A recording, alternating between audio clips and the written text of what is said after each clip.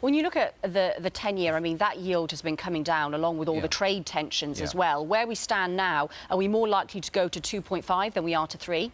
Well, you see, I mean, I think the hard thing with this trade policy, and we were talking about it earlier, is that it's very unclear what the administration's actual position is. Now, whether this is a negotiating tactic to try and solicit more, concessions out of China or whatever, we don't really know. And so the market is naturally, uncertainty obviously leads to concern. Concern leads to kind of risk-free rates doing better. And I think that's what we've seen.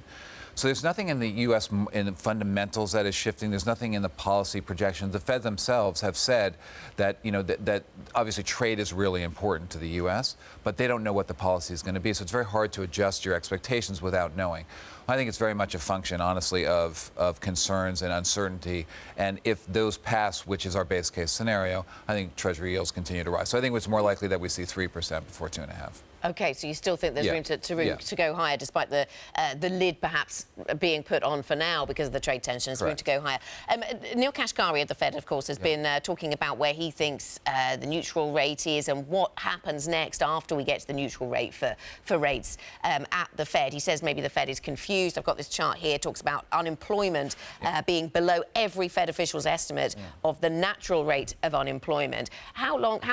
How much hiking do you think we still see then from the Fed as with these unemployment levels persisting? Well, I mean, I think first of all, the facts are that the Fed dots are much higher than the market predictions in terms of the terminal rate, right? So you have, 50 to 75 basis points spread between where the market assumes the terminal rate to be and the Fed assumes the terminal rate to be.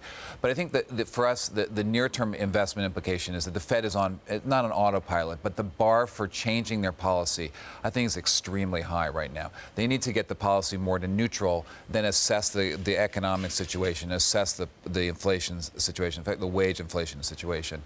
And so I think it's a little premature to debate whether we're going to go past what we've already baked in for the next 2 years. I think what we need to see is how the economy develops and how those rate hikes impact the inflation trajectory. So in other words, we can debate what the terminal rate should be. I think that's important, and it seems like it should be slightly higher than what than the market is currently pricing.